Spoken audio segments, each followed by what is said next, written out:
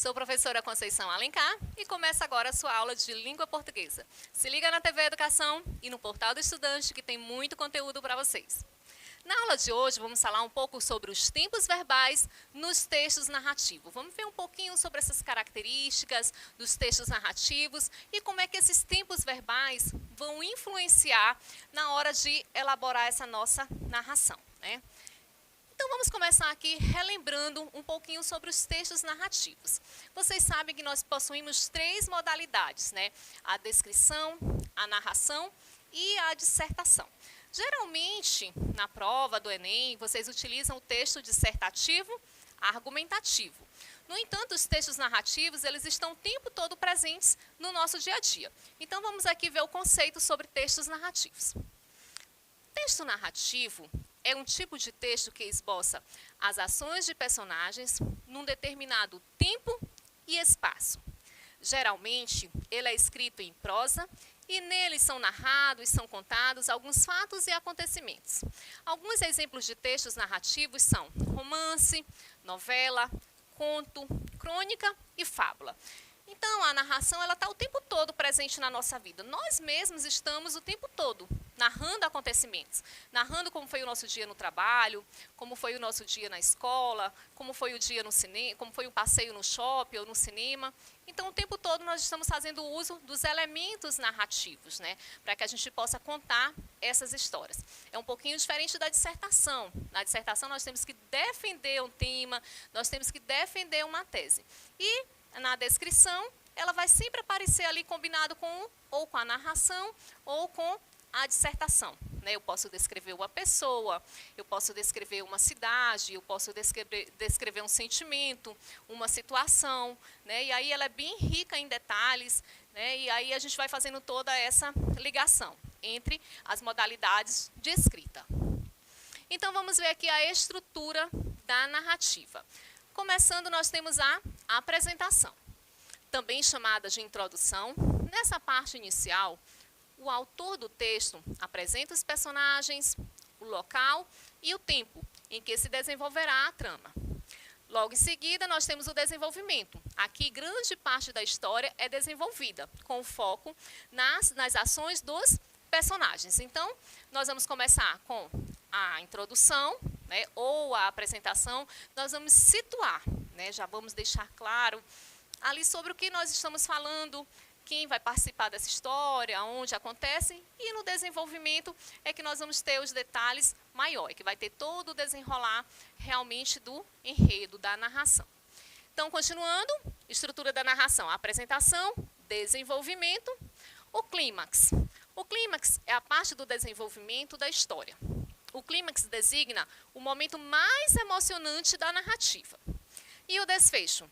O desfecho, também chamado de conclusão, ele é determinado pela parte final da narrativa, onde a partir dos acontecimentos, os conflitos vão sendo desenvolvidos. Então, só para a gente voltar aqui nesses elementos, quando eu falo de clímax, significa o quê? Aquela parte que está todo mundo esperando, né? Aquela parte do filme, aquela parte da novela, aquela parte do livro que é mais emocionante, que a gente fica ali querendo logo saber como é que vai finalizar. É a parte que traz mais expectativa para o leitor. Certamente vocês se deparam com situações assim, quando estão assistindo um filme, tem aquelas partes que são mais, né, não são tão motivadoras, que deixa a gente até sem querer continuar assistindo o filme, e tem aquela que prende mesmo a atenção do leitor, né, o que acontece também com os livros, né, tem aquela parte tão interessante que eu não consigo parar de ler até saber o que realmente aconteceu. Por fim, a gente tem o desfecho, que é como vai finalizar, né, aquele enredo, aquela narração.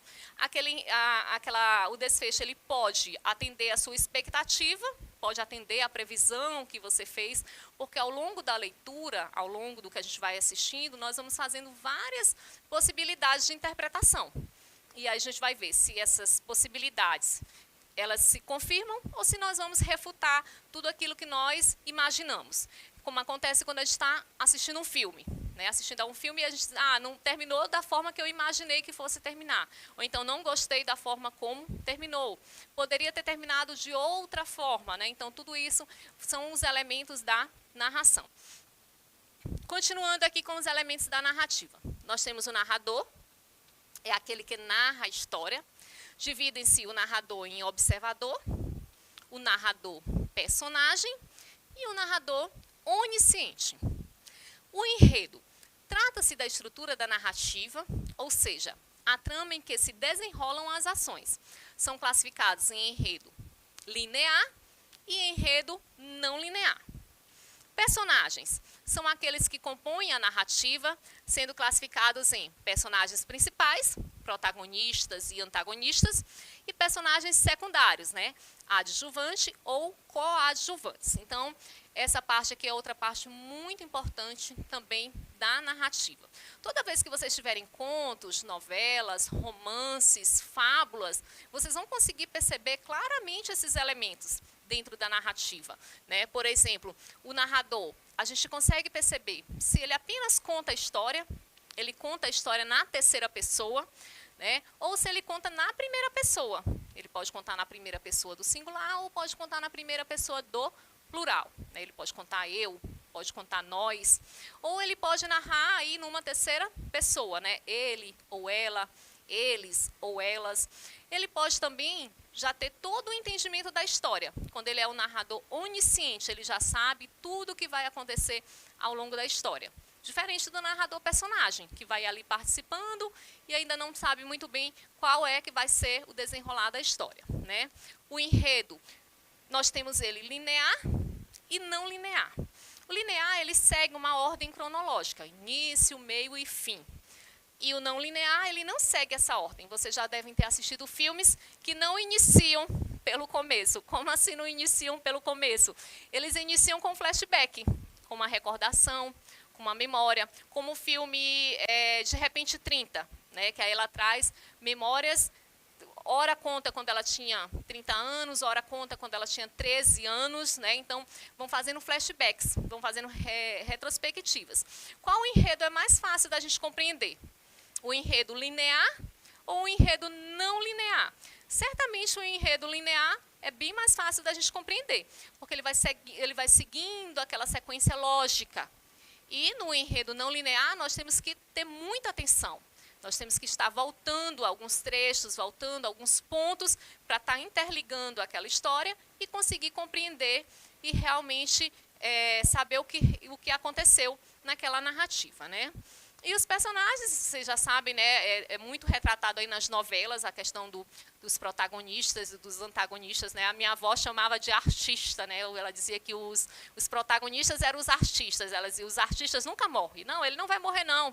No final, tenho certeza que ele não vai morrer porque ele é o artista, né? O artista, ela se referia aos protagonistas, né? Então, nós temos os protagonistas e os antagonistas, né? Então, vamos dar seguimento aqui. O tempo está relacionado com a marcação do tempo dentro da narrativa.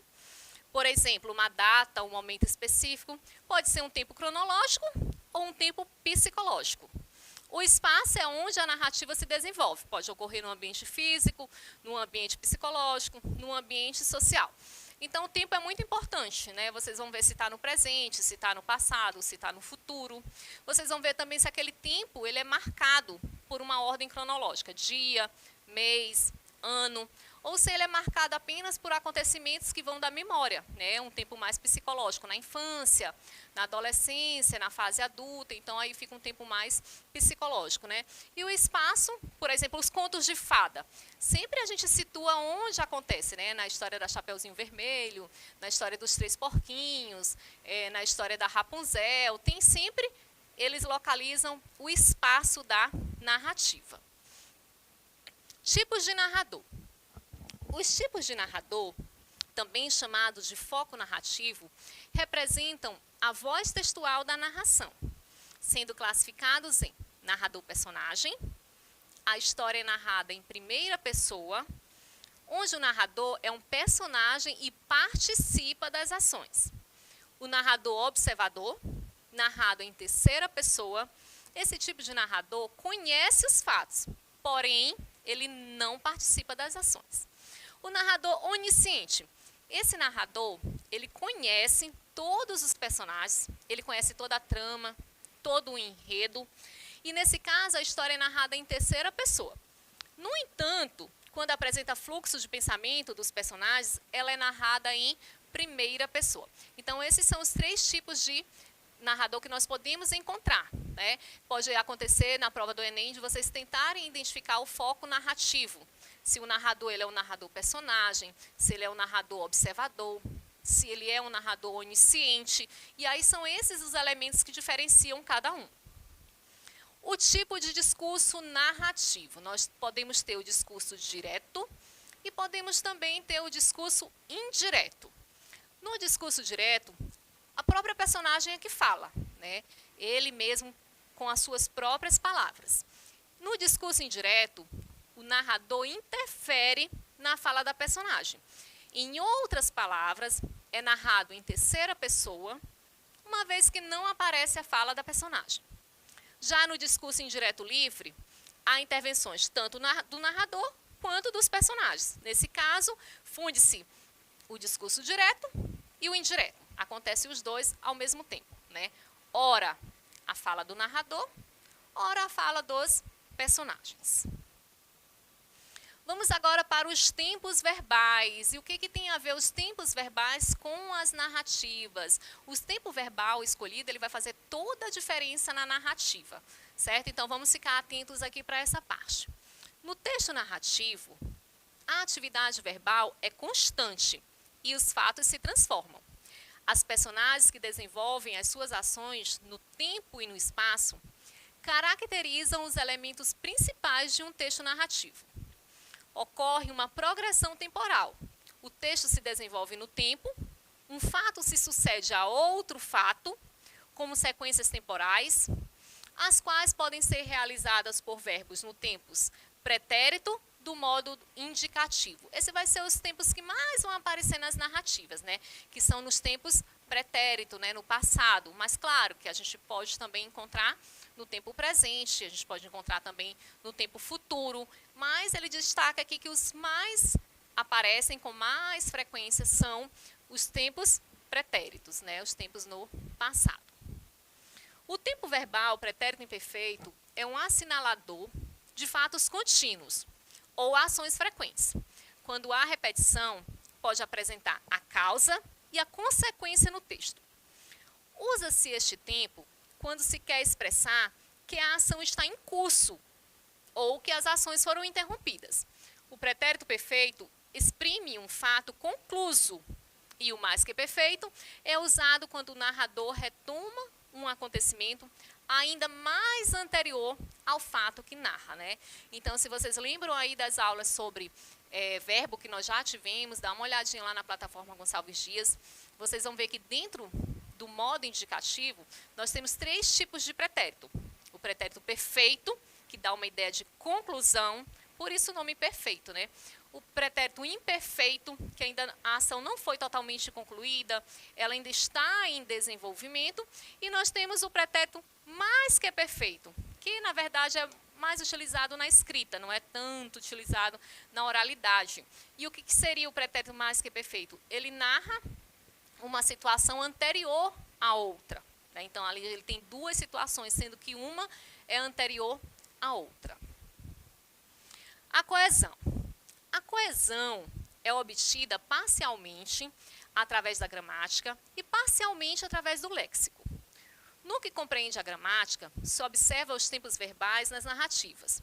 Os tempos verbais situam o leitor ou o ouvinte no processo comunicacional da linguagem.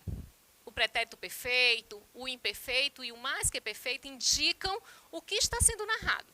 O presente, o passado composto e o futuro configuram uma situação de locução discursiva. O pretérito, ao contrário, indica que há uma narrativa e faz alusão ao mundo das coisas distantes, que não são imediatas, fora das urgências do fazer.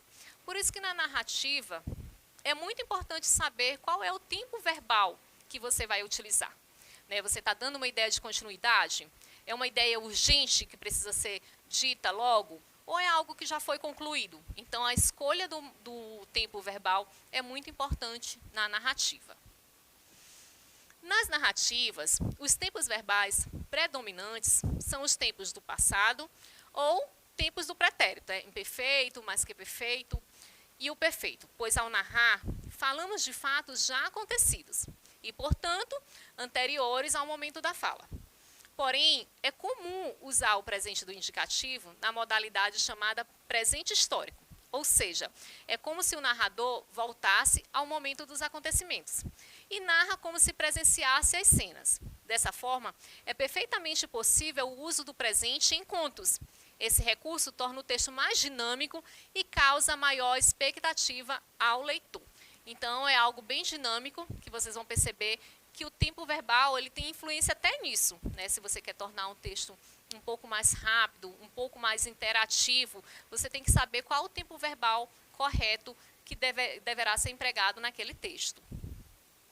Aqui nós temos um exemplo, né, de José Saramago, a maior flor do mundo, que diz assim: desce o menino a montanha, atravessa o mundo todo, chega ao grande rio, com as mãos recolhe quanta de água lá cabia, volta ao mundo a atravessar, pelo monte se arrasta, 3 gotas que lá chegaram, bebeu-as a flor com sede, 20 vezes cá e lá.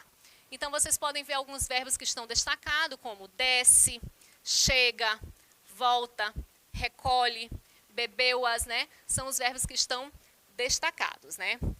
Então, convém observar também a predominância de verbos de ação e ação-processo, uma vez que a maior característica das narrativas é a transformação, o resultado de um conflito e que leva a um desfecho final. Então, aqueles verbos que estão destacados são todos ações, né? Ele atravessa, ele chega, ele bebe. Então, o tempo todo na narrativa, o verbo tem essa função de trazer essas ações que estão sendo desenvolvidas ao longo da narrativa.